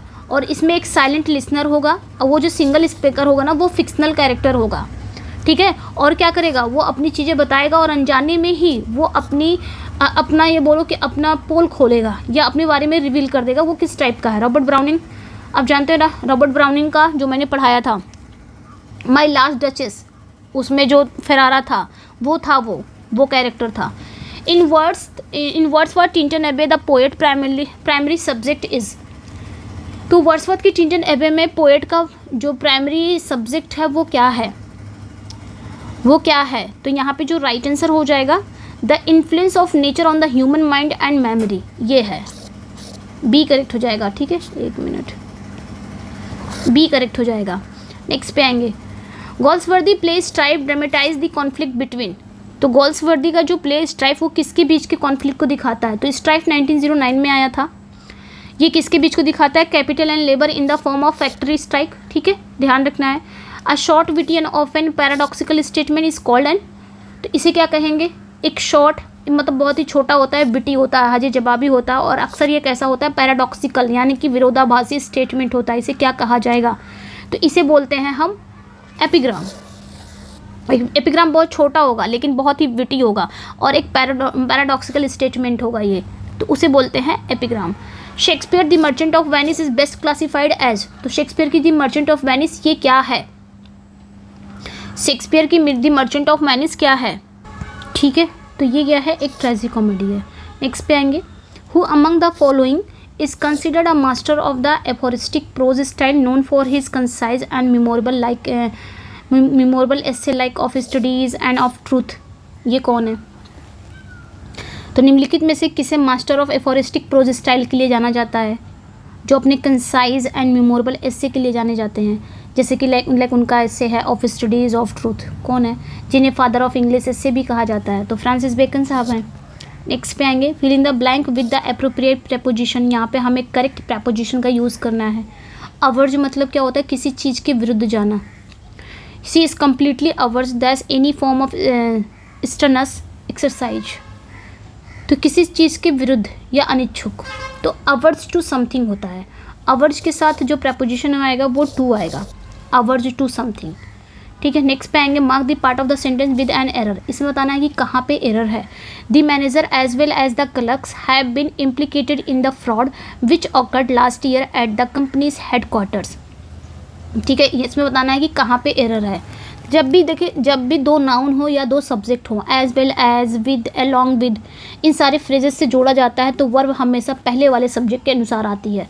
यहाँ पे देखेंगे एज वेल एज आया हुआ है, तो पहले वाले सब्जेक्ट के अकॉर्डिंग होगा, ठीक है। तो पहले वाला सब्जेक्ट मैनेजर है, मैनेजर जो कि सिंगुलर है, तो यहाँ पे भी सिंगुलर आना चाहिए, हैज़ बीन होना चाहिए, नॉट हैव बीन, ठीक है। नेक्स्ट पे आएंगे, यहाँ पे मैं कर दे रही हूँ, हैज़ आ जाएगा। नेक्स्ट पे आएंगे, choose the correctly spelled word. तो इसमें हमें बताना है, करेक्ट स्पेलिंग बताना है लियोसॉन, ठीक है। इसकी करेक्ट स्पेलिंग क्या होगी, तो इसकी करेक्ट स्पेलिंग LIAI, ठीक है, LIAISON। यहाँ पे जो करेक्ट हो जाएगा वो C हो जाएगा। नेक्स्ट पे आएंगे, which of the following is a collection of poems by Wordsworth and college that mark the beginning of the English romantic movement in literature. तो बहुत इजी, वेरी इजी क्वेश्चन। 1798 याद रखना है अपने से, ठीक है। क्या है ये, लिरिकल बैलेड्स है, काफ़ी इजी है ना, 1798 याद रखना है। इजी क्वेश्चन है आज के, बहुत इजी क्वेश्चन है, बस मैंने ऐसे रेंडमली आज प्रैक्टिस सेट ले लिया आपका। टीजीटी वालों के लिए, ठीक है। नेक्स्ट पे आएंगे। मिल्टन की लाइन है, they also serve who only stand and wait conclude his sonnet title. तो मिल्टन की किस लाइन में आती है लाइनें? तो मैंने लाइनें भी करा दी हैं, अभी तो हम मिल्टन का कल ही देखा था, है ना, उनके वर्क की लाइनें। नहीं देखा तो जरूर चेकआउट करिएगा। तो ये आपकी जो लाइनें आती हैं ना, when I consider how my light is spent से आती है, जिसका टाइटल क्या है? ऑन हिज ब्लाइंडनेस, ठीक है, क्या है? ऑन हिज ब्लाइंडनेस है। नेक्स्ट पे आएंगे। ये सारे मिल्टन की सोनेट हैं, सारे हैं। In Galsworthy Justice what crime does the protagonist William Falder commit. तो जो जस्टिस में जो कमिट है, जस्टिस में जो फोल्डर है वो कौन सा कमिट करता है? क्या करता है? फॉर्जरी का काम करता है ना, फॉर्जरी कर लेता है बस बेचारा। एक चेक पर मतलब क्या करता है? पैसे के लिए वो अपनी कंपनी के एक चेक पर पैसे, मतलब जो पैसा है ना वो बदल देता है, 9 पाउंड को 90 पाउंड में बदल देता है। ये फॉर्जरी है, जालसाजी करता है। A play written to be read rather than performed is known as, इसे क्या कहेंगे? एक ऐसा प्ले जिसको पढ़ा जाता है ना कि परफॉर्म किया जाता है, तो उसे क्लोजेड ड्रामा कहेंगे। Like Samson Agonistes, like P B Shelley का प्रोमेथियस अनबाउंड, ये सारे क्या हैं? क्लोजेड ड्रामा है। नेक्स्ट पे आएंगे। The concluding couplet of Shakespeare sonnet 18 is so long as man can breathe and eyes can see, so long lives this and this gives life to thee. तो this refers to, यहाँ पे this किसे refer कर रहे हैं? Poets love की beloved beauty, या poem itself, या कॉन्सेप्ट ऑफ टाइम। इतना याद रखना कि सोनेट 18 की ये कंक्लूडिंग लाइन है, लास्ट की दोनों लाइन है, ठीक है। ये लास्ट की 2 लाइन है, क्योंकि शेक्सपियर लास्ट में कपलेट अपनी लाइन अपनी सोनेट में रखते हैं। तो ये सोनेट 18 की लास्ट की दोनों लाइन है, ये ध्यान रखना है, ये बहुत इंपॉर्टेंट हो जाएगा। तो इसमें वो दी किसे, मतलब दिस किसे रेफर कर रहे हैं? दिस किसे रेफर कर रहे हैं? मतलब शेक्सपियर अपने दोस्त की सुंदरता की तुलना गर्मी के दिनों से करते हैं और कहते हैं उनकी सुंदरता अमर रहेगी, और लास्ट कपलेट में ये बात करते हैं। तो दिस यहाँ पे मतलब पोएम इटसेल्फ से, मतलब खुद की पोएम से। पोएट का कहना है जब तक ये पोएम जीवित रहेगी और पढ़ी जाएगी तब तक उनके दोस्त की जो सुंदरता है वो जीवित रहेगी। तो तब पोएम इटसेल्फ की बात कर रहे हैं। दिस मतलब पोएम खुद, ये पोएम जब तक रहेगी, जब तक इसको पढ़ेंगे लोग, तब तक उनके दोस्त की सुंदरता अमर रहेगी। Identify the part of the sentence containing an error. इसमें बताना है, मुझे लग रहा है ग्रामर के क्वेश्चन ज़्यादा हैं, इसमें बताना है कि आपकी एरर कहाँ पे है। A series of lectures on Shakespearean drama are scheduled for next week in the main auditorium। तो यहाँ पे देखेंगे किस पार्ट में एरर है। A series of lectures, अगर हम बात करें ये सब्जेक्ट वर्ब एग्रीमेंट की है, मतलब सब्जेक्ट वर्ब एग्रीमेंट का ही एरर है, जहाँ पे a series जो कि एक सिंगुलर है, भले ही इसके साथ आपका जो लेक्चर्स आया है जो कि नाउन प्रोनाउन है वो भले ही प्रोनाउन मतलब भले ही प्लूरल है, लेकिन ये a series जो है ना, क्योंकि ऑफ के बाद वैसे भी हम ऑफ के बाद यहाँ पे हमारा सब्जेक्ट क्या है? अ सीरीज है, नॉट लेक्चर्स है, क्योंकि ऑफ आया है और ऑफ प्रेपोजिशन है। प्रेपोजिशन के बाद आने वाला वो ऑब्जेक्ट कहलाता है, प्रेपोजिशन से पहले वाला ये आपका सब्जेक्ट है। तो हमारा सब्जेक्ट अ सीरीज हो गया, इसलिए यहाँ पे हमारा क्या आना चाहिए? इज़ आना चाहिए, नॉट आर आना चाहिए, क्योंकि सिंगुलर है तो सिंगुलर आना चाहिए, ठीक है। नेक्स्ट पे आएंगे। जॉन गोल्सवर्दी का dramatic technique is noted for its. John Galsworthy का जो ड्रामेटिक टेक्निक है वो किसके लिए जानी जाती है?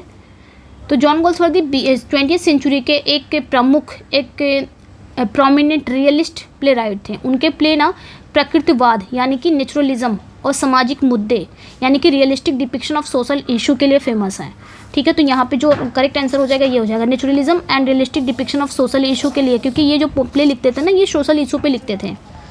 नेक्स्ट पे मतलब वो अपने प्ले के माध्यम से न्याय प्रणाली हो गया, जो इंसान आपस में जो वर्ग विभेद करते हैं ना, या सामाजिक पाखंड हो गए, ये सारे विषयों को वो टिप्पणी करते थे, मतलब वो करते थे, शटायर करते थे अपने प्ले के माध्यम से, उनका मजाक उड़ाते थे। What is the grammatical function of the underline word in the sentence? इसमें बताना है, इसके बारे में बताना है सर्टेन क्या है।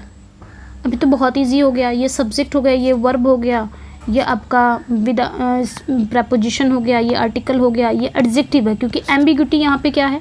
एक नाउन है। एम्बिग्यूटी मतलब अनक्लियर। तो यहाँ पे एम्बिग्यूटी को डिफाइन कौन कर रहा है? शर्टेन कर रहा है ना। शर्टेन यहाँ पे इस नाउन को डिफाइन कर रहा है, यानी कि मॉडिफाई कर रहा है। तो शर्टेन यहाँ पे क्या हो गया? एडजेक्टिव हो गया। नेक्स्ट पे आएंगे the literary technique of using a character story element symbolically to represent an abstract idea of in a way that is the immediately obvious is called personification, या फिर रेफिकेशन, या सिम्बॉलिज्म, या एलिगरी, क्या बोले जाएगा यहाँ पे? इसको क्या बोलेंगे? तो the literary technique of using character story element symbolic and represent the abstract idea. Same वही चीज़ है, किसी कैरेक्टर या कहानी के एलिमेंट्स को एक सिम्बॉलिक रूप से किसी एब्स्ट्रैक्ट आइडियाज़ को रिप्रेजेंट करना, वो क्या कहलाएगा? तो वो भी एलिगरी ही कहलाता है। ठीक है, नेक्स्ट पे आएंगे, a novel that focus on the development of a protagonist from childhood to maturity is known as. यहाँ पे देखिए कितना बढ़ा चढ़ा के पूछ लिया, बट है एलिगरी इसका आंसर। ठीक है, एलिगरी एक ऐसी कहानी होती है जिसमें मैंने बताया ना, दो स्टोरी चलती है, एक सरफेस एक हिडन, जिसमें कैरेक्टर, जगह, घटनाएं, ये सारे अमूर्त विचार यानी कि एब्स्ट्रैक्ट आइडियाज लाइक अच्छाई, बुराई, ज्ञान, ये सब ना एज ए कैरेक्टर काम करते हैं। नेक्स्ट पे आएंगे, अ नॉवल दैट फोकस, एक ऐसा नॉवल जो किस पे फोकस करता है? प्रोटैगनिस्ट के डेवलपमेंट पर फोकस करता है। कब से कब तक? Childhood to maturity. तो इसे क्या कहेंगे? पिकारेस्क, एपिस्टोलरी या गॉथिक या बिल्डुंग्सरोमान। तो गॉथिक तो होगा नहीं, ये भी नहीं होगा, ये भी नहीं होगा। पिकारेस्क नॉवल तो रोक के लिए जाना जाता है, वो होगा नहीं। एपिस्टोलरी जो नॉवल है ये लेटर्स की फॉर्म है, गॉथिक नॉवल होगा नहीं, ये बिल्डुंग्सरोमान है। ठीक है, ये ध्यान रखना है। बिल्डुंग्सरोमान ये जर्मन शब्द है जिसका मतलब शिक्षा का नॉवल, यानी कि नॉवल ऑफ फॉर्मेशन। इसका मतलब हो गया नॉवल ऑफ फॉर्मेशन। ठीक है, नॉवल ऑफ फॉर्मेशन। एक चीज़ ध्यान रखना है इसमें, ये लिटरेरी स्टाइल है जिसको जैसे कि चार्ल्स डिकेंस ने यूज किया था। ठीक है, चार्ल्स डिकेंस ने जो क्या करता है, जो जैसे कि किसी प्ले में हीरो के मनोवैज्ञानिक और नैतिक विकास पर ध्यान देता है, बचपन से लेकर उसके मैच्योरिटी तक पूरी चीज़ों को दिखाता है, उसके सफ़र को दिखाता है। तो ये उसे कहेंगे बिल्डुंग्सरोमान। चाइल्डहुड टू मैच्योरिटी, ये नाम याद, ये कीवर्ड याद रखना, इसे बोलेंगे बिल्डुंग्सरोमान। और अगर बात की जाए यूथ से लेके यूथ टू मैच्योरिटी, उसे क्या कहेंगे? ऐसी चीज़ें, ऐसा नॉवल जो यूथ से लेके मैच्योरिटी से दिखाता हो, यानी कि यूथ से लेके मैच्योरिटी तक की यात्रा को दिखाता हो, उसे कुंस्टल रोमन कहते हैं।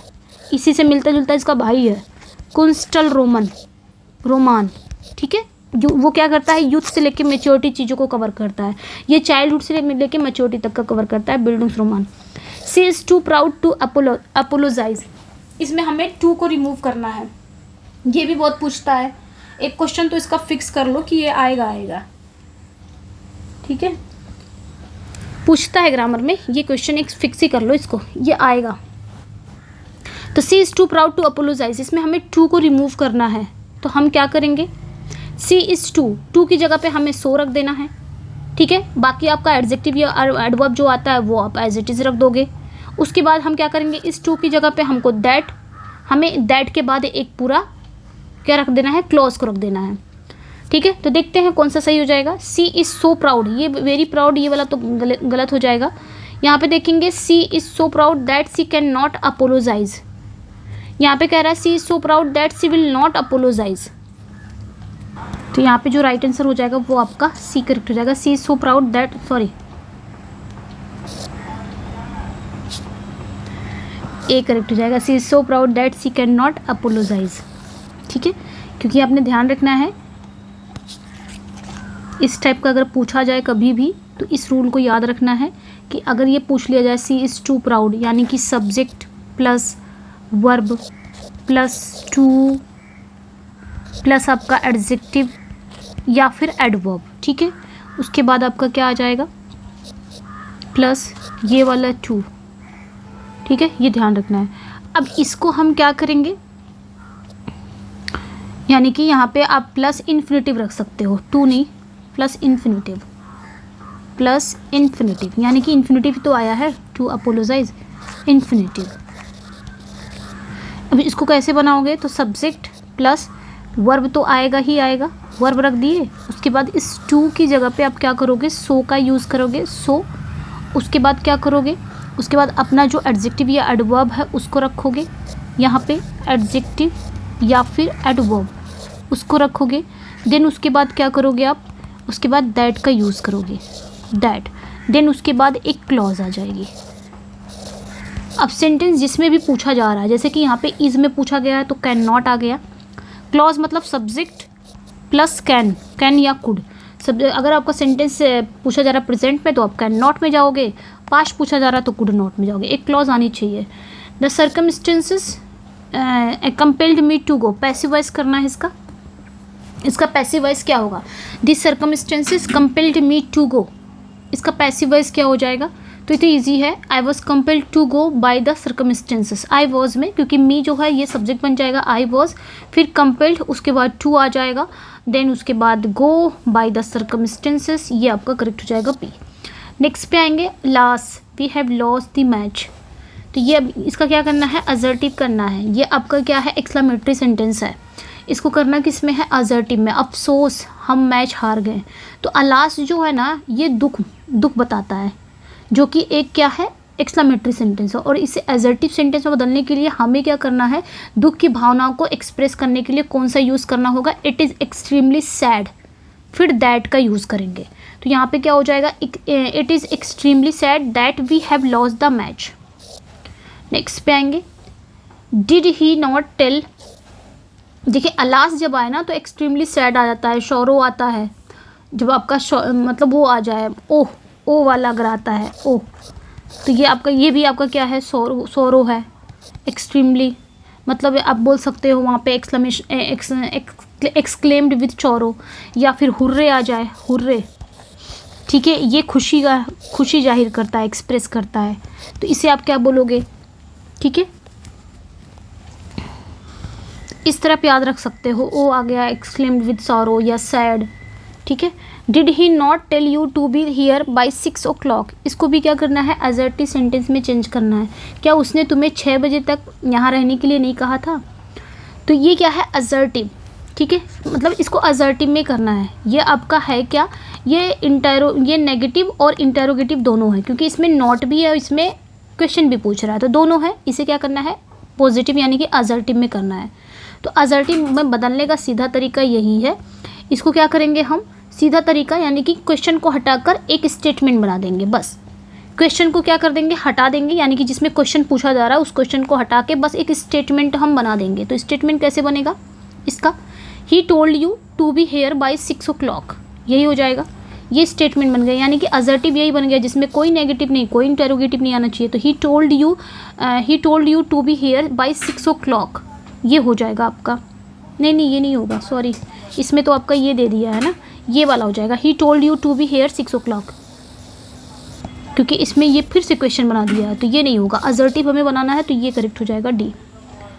मिल्टन का Lycidas an elegy on the death of his friend. तो मिल्टन की जो लिसिडस है वो उनके किस दोस्त के डेथ पर लिखी गई है, तो एडवर्ड किंग, ये इजी है।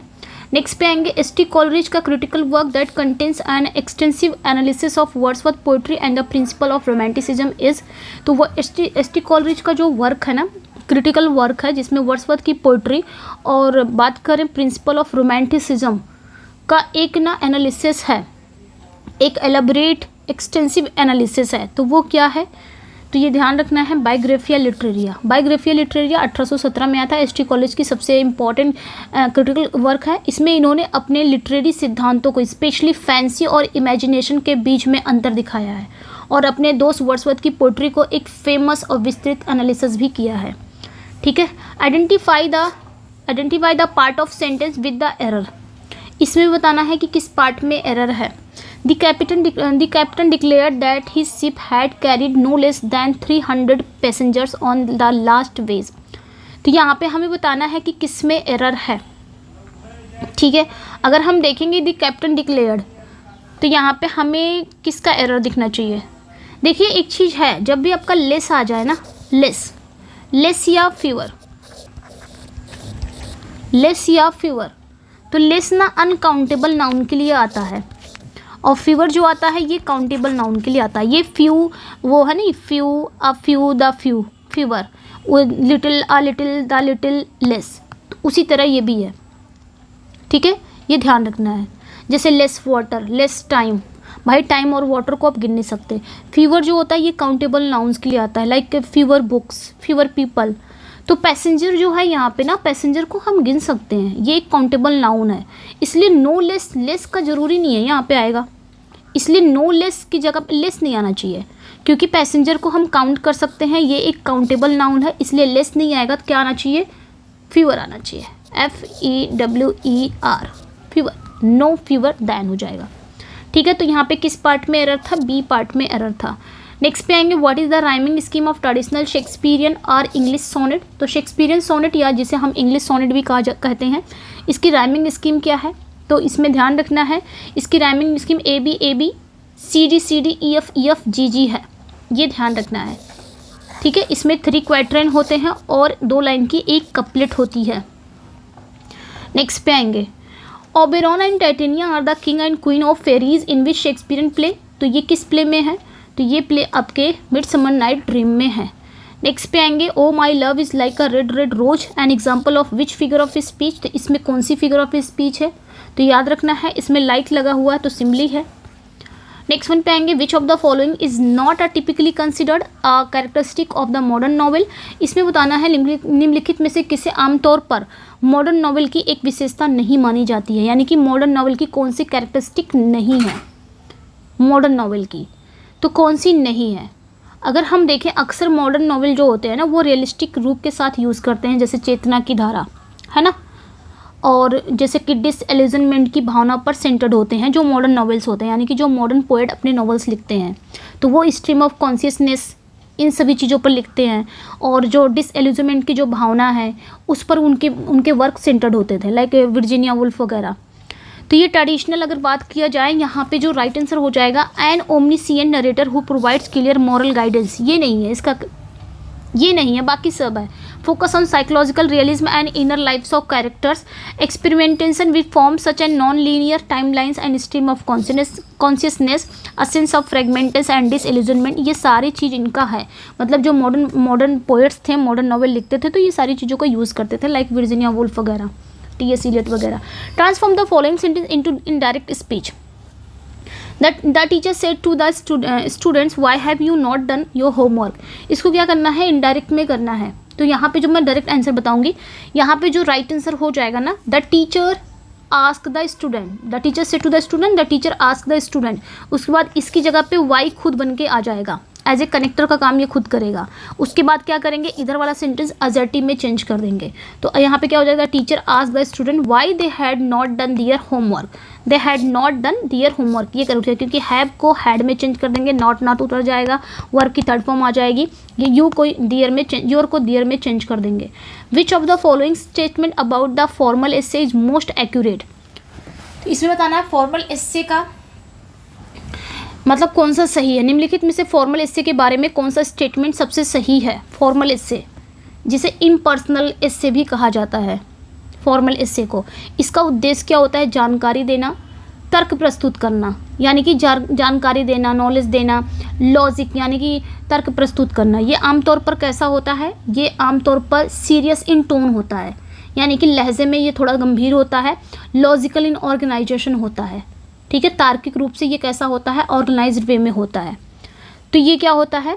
ये एक आपका इम्पर्सनल दृष्टिकोण अपनाता है, यानी इसे इनफॉर्मल एसे, ठीक है, इनफॉर्मल एसे कहा जाता है, सॉरी इसे फॉर्मल एसे कहा जाता है। तो यहाँ पे जो राइट आंसर हो जाएगा सी हो जाएगा। It is typically serious in tone, ये टोन में कैसा होता है? सीरियस होता है। और लॉजिकल, ये ऑर्गेनाइजेशन वे में, मतलब एक ऑर्गेनाइज वे में लॉजिक तर्क की बातें करता है। And aims to inform to persuade, ये ध्यान रखना है। और ये इनफॉर्मल एसे से अपोजिट है फॉर्मल एसे, इसे इम्पर्सनल एसे भी कहा जाता है, ठीक है, ये आपने ध्यान रखना है formal essay. Find the correctly spelled word accommodate. Accommodate की करेक्ट स्पेलिंग क्या हो जाएगी? तो ध्यान रखना है अकोमोडेट में ना डबल सी आता है, डबल एम आता है, ठीक है, तो यहाँ पे सी करेक्ट हो जाएगा, double C double M. Next पे आएंगे, find the correctly spelled word millennium. Millennium की करेक्ट स्पेलिंग क्या हो जाएगी? ध्यान रखना है इसमें ना 2 बार मिल, इस तरह मिल फिर लेन, 2 बार एल आते हैं, एक मिल के साथ आता है, एक लेन के साथ आता है, मिल लेन। फिर उसके बाद 2 बार एन भी आते हैं, 2 बार एल 2 बार एन आते हैं, जैसे यहाँ पे 2 बार एल आया, फिर यहाँ पे मिल लेन नियम NIUM, ये करेक्ट हो जाएगा। तो यहाँ पे ध्यान रखना डबल एल आया है और यहाँ पे डबल एम आया है, आप इस तरह याद रख सकते हो, मिल लेन फिर नियम। तो यहाँ पे कौन सा करेक्ट हो जाएगा आपका? ए, millennium, double L double N. Find the correctly spelled word onomatopoeia. Onomatopoeia की करेक्ट स्पेलिंग क्या हो जाएगी? तो ये बहुत ईजी है, ओनोमेटो तो ईजी है, पिया में ध्यान रखना है POEIA, ठीक है, तो यहाँ पे जो करेक्ट हो जाएगा बी हो जाएगा, ओनोमेटोपिया। नेक्स्ट पे आएंगे, find the correctly spelled word है क्वेश्चनेयर, ये भी काफ़ी इंपॉर्टेंट है क्वेश्चनेयर। तो क्वेश्चन लिख दो आप, पूरा क्वेश्चन की स्पेलिंग आपको पता होगी, पूरा क्वेश्चन आप लिख सकते हो। क्वेश्चन की स्पेलिंग कैसे होती है, QUESTION, क्वेश्चन लिख दिया, फिर नेयर जोड़ दो, NAIRE, नेयर, यानी कि इसमें डबल एन आ गया। आप तो पूरी क्वेश्चन की स्पेलिंग आप याद कर सकते हो, लास्ट में सफिक्स जोड़ दो नेयर की, बस क्वेश्चन नेयर। तो यहाँ पे बी हो जाएगा क्वेश्चन नेयर, NAIRE। नेक्स्ट पे आएंगे, which of the following poems is not a pastoral LG, इसमें बताना है कि कौन सा पोएम पेस्टोरल एलजी नहीं है। तो मिल्टन की लिसिडस पेस्टोरल एलजी है, शैली की एडोनिस पेस्टोरल है, थायरिसिस मैथियनोल्ड की पेस्टोरल है। लेकिन यहाँ पे टेनिसन की जो मिमोरियम है ना, अल्फ्रेड ऑर्थर हेनरी हेल्लम की जो मिमोरियम है, ये टेनिसन की है, ये ओनली एलजी है, ठीक है, और ये पर्सनल एलजी है, पर्सनल एलजी है, एलजी है, पर्सनल एलजी तो लिसिडस भी है, ठीक है, सभी पर्सनल एलजी है, लेकिन बात यहाँ पे करेंगे ओनली एलजी है, ठीक है, ये एलजी है, इसमें पेस्टोरल एलजी नहीं है, यानी कि इसमें शेफर्ड्स वगैरह का नाम नहीं लिया गया है। पेस्टर मतलब होता है शेफर्ड। नेक्स्ट पे आएंगे, द टर्म है dark lady is associated with, तो डार्क लेडी किससे रिलेटेड है, तो डार्क लेडी कौन है, डार्क लेडी उस मिस्टीरियस और अक्सर बेवफा महिला को नाम दिया गया जिसे विलियम शेक्सपियर के सोनेट 127 से लेकर 152 एड्रेस किया गया है। तो विलियम शेक्सपियर के सोनेट एड्रेस हैं उसे 127 से लेके 152 तक। Which of Shakespeare last plays is known for its dramatic structure involving a long passage of time and shift from tragedy to romance and reconciliation. तो ये कौन सा प्ले है शेक्सपियर का, शेक्सपियर का लास्ट प्ले है, ठीक है, जिसमें क्या दिखाया गया है, जिसमें लॉन्ग पैसेज ऑफ टाइम के बारे में बताया गया है, ट्रेजेडी टू रोमांस, रिकन्सिलेशन, ये सारी चीज़ें इसमें शामिल हैं। एक लंबा अंतराल है, ट्रेजेडी के रोमांस हैं, और लास्ट में सारी चीज़ें क्या हो जाती हैं, सुलह हो जाती हैं, रिकन्सिलेशन हो जाते हैं, ठीक है। कौन सा है वो, विंटर्स टेल। इसमें एक लंबा अंतराल भी होता है, आई थिंक इसमें ना 16 साल या 14 साल का गैप दिखाया जाता है, 16 साल, आई थिंक 16 साल का एक लंबा अंतराल दिखाया जाता है इसमें। तो ये चीज़ें ध्यान रखनी है आपने, लॉन्ग पैसेज ऑफ टाइम, ठीक है, 16 साल जब वो पर्डिटा बड़ी हो जाती है, बच्चे से बड़ी हो जाती है, तो 16 साल का आई थिंक लीप दिखाया जाता है इसमें, ठीक है, ये ध्यान रखना है। Next, John Anthony is the stubborn unyielding chairman, एक minute, chairman of the company of which of Galsworthy plays. तो जॉन एंथनी किस में है, किसके चेयरमैन है, स्ट्राइफ के, है ना, जॉन एंथनी गोल्सवर्दी के प्ले स्ट्राइफ में टिनाथा टिन प्लेट वर्क्स के चेयरमैन है, ठीक है, ये याद रखना है, टिनाथा टिन प्लेट वर्क्स के चेयरमैन है स्ट्राइफ में, ओके। नेक्स्ट, द लाइन है water water everywhere nor any drop to drink from Coleridge to rime of the rime of ancient mariner is a classic example of. ये लाइनें आपको कहाँ पे मिलेंगी, ये लाइनें तो आपको मिलती हैं the rime of ancient mariner, उन्होंने मैरिनर के लिए बात की थी, जहाँ मैरिनर क्या है, फंस जाते हैं समुद्र में, ठीक है, तो वहाँ पे वो लोग बोलते हैं, मैरिनर्स बोलते हैं वाटर वाटर एवरीवेयर, पानी पानी हर जगह पानी है, लेकिन पीने के लिए एक बूंद पानी नहीं है। तो ये कौन सी आयरनी है, तो ये सिचुएशनल आयरनी होती है। सिचुएशनल आयरनी वही होती है जहाँ पे हम एक्सपेक्टेशन जो करते हैं उसके जस्ट विपरीत चीज़ें होती हैं, जब हम एक्सपेक्ट कुछ और करते हैं उसके जस्ट अपोजिट चीज़ें होती हैं। समुद्र के बीच में प्यास से मरना, जब चारों ओर पानी ही पानी है, तो ये क्या हो गया, एक सिचुएशनल आयरनी है। आप देखोगे कि पुलिस स्टेशन में चोरी हो गई, आपने एक्सपेक्ट किया कि पुलिस स्टेशन में तो चोरी नहीं हो सकती, बट वहाँ पे भी चोरी हो गई, ये एक सिचुएशनल आयरनी है। फायर स्टेशन में आग लग गई, अब वहाँ पे देखोगे वहाँ कैसे आग लग सकती है, वो आपकी एक्सपेक्टेशन है, लेकिन जस्ट विपरीत हो गया, सिचुएशनल आयरनी है। अब पानी हर जगह, वहाँ पे पानी जब हर जगह, तो पीने के लिए तो हर जगह पानी है, पानी तो पीने के लिए, बट वहाँ पे पी नहीं सकते पानी समुद्र का, वो भी एक सिचुएशनल आयरनी है। अब brief subjective poem strongly marked by imagination, melody and emotion and creating a single unified impression is a definition for lyric, epic, ballad या ड्रामेटिक मोनोलॉग। क्या होगा, एक ब्रीफ बहुत ही छोटी पोएम होती है, सब्जेक्टिव पोएम होती है, सब्जेक्टिव मतलब पर्सनल, ठीक है, ऐसी सब्जेक्टिव पोएम का, ऐसी पोएम जो पर्सनल पोएम हो, पोएट अपने बारे में बताए, अपने दोस्त के बारे में बताए, पर्सनल। ऑब्जेक्टिव पोएम जो पर्सनल ना हो, दूर दूर तक पर्सनल ना हो, पोएट किसी और विषय को उठा ले, लाइक एपिक वगैरह, बैलेड वगैरह, ठीक है, वो आपकी ऑब्जेक्टिव पोइट्री है। सब्जेक्टिव पोइट्री वही जिसमें पोएट की पर्सनल चीज़ें हो, पर्सनल अपने दोस्त जैसे अपने नियर डियर के बारे में वो लिख रहा हो, लाइक एलर्जी, वो भी पर्सनली है, लाइक लिरिक पर्सनली है, ठीक है। तो ये सब्जेक्टिव पोएम है। Strongly mark the imagination, melody, emotion, creating a single unified impression, ठीक है। ये क्या कहलाएगा? तो लिरिक। ये आमतौर पर बहुत छोटी होती है और नॉन नैरेटिव पोएम होती है। नैरेटिव पोएम नहीं होती है, नॉन नैरेटिव पोएम होती है, जो कि स्पीकर के पर्सनल भावनाओं यानी कि पर्सनल इमोशन, थॉट्स को बयान करती है। तो lyric. What is the grammatical function of the underline word in the sentence? I have not seen him since. इसमें बताना है कि कौन सा आपका प्रेपोजिशन है, कंजंक्शन है, एडवर्ब है, एडजेक्टिव। इसको मैं करेक्ट कर दूं पहले। तो यहाँ पे सिंस का बताना है। प्रेपोजिशन है, कंजंक्शन, एडवर्ब है या एडजेक्टिव है? सिंस। तो जिस सेंटेंस में जो सिंस है ना, ये वर्ब हैव नॉट सीन को क्या कर रहा है? एड्रेस कर रहा है। वो बता रहा है कि मैंने उसे कब से नहीं देखा है। I have not seen him since, मैंने उसे कब से नहीं देखा है।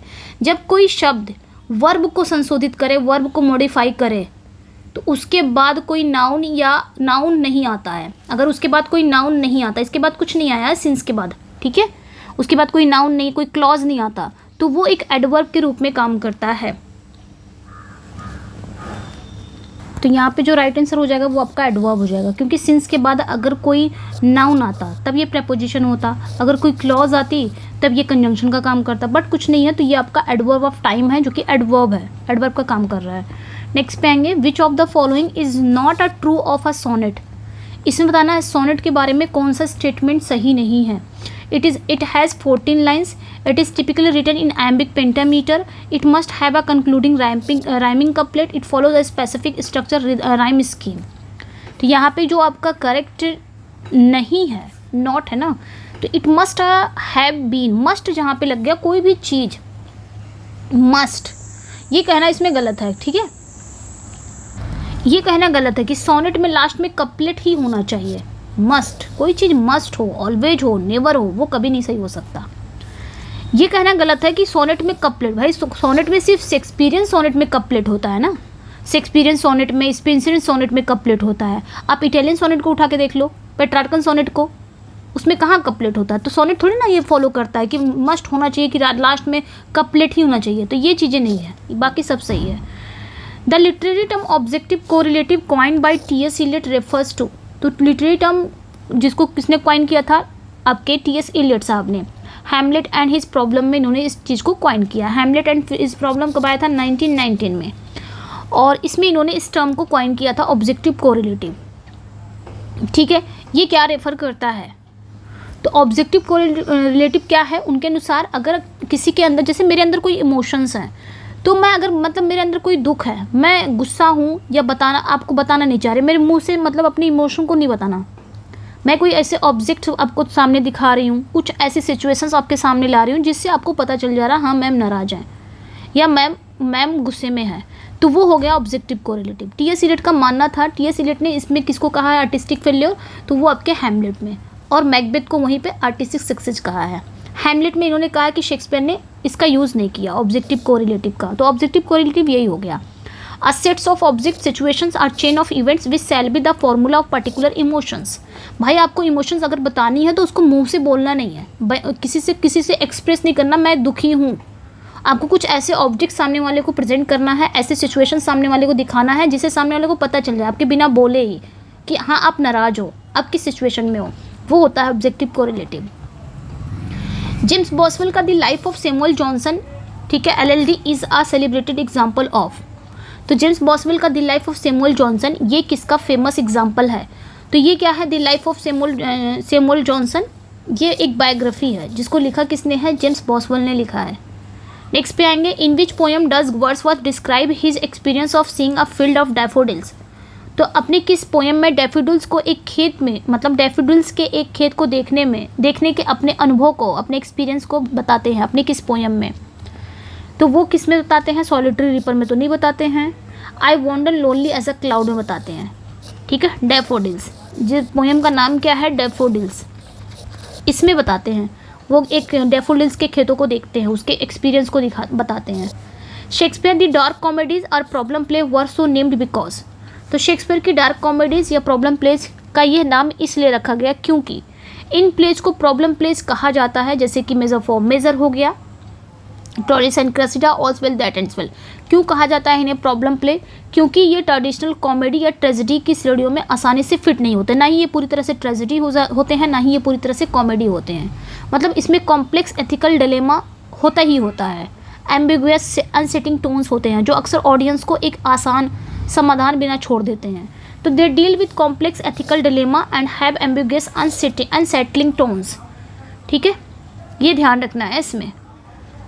Okay, the primary distinction between an autobiography and a memoir is that. तो ऑटोबायोग्राफी और मेमोयर में बताना है अंतर। एक प्राइमरी अंतर क्या है? ऑटोबायोग्राफी क्या होता है? राइटर के पूरे जीवन का एक व्यापक विवरण देने का प्रयास करते हैं ना, राइटर के बर्थ से लेके उसके सक्सेस तक पूरे जीवन का, ये ऑटोबायोग्राफी होता है। और मेमोयर इसके जस्ट विपरीत मेमोयर है। मेमोयर आमतौर पर राइटर के जीवन के जो पर्टिकुलर इवेंट्स हो गए, पर्टिकुलर कोई पीरियड हो गया, स्पेसिफिक इवेंट्स या पीरियड्स पर ध्यान देता है। ये अक्सर राइटर के जीवन के अन्य लोगों, यानी कि जैसे पब्लिक घटनाएं, उनके साथ संबंधों पर जोर देता है। तो यहाँ पे जो राइट आंसर हो जाएगा वो आपका ए हो जाएगा। मेमोयर किस पे फोकस करता है? स्पेसिफिक इवेंट्स, पीरियड्स पर इन द ऑथर लाइफ।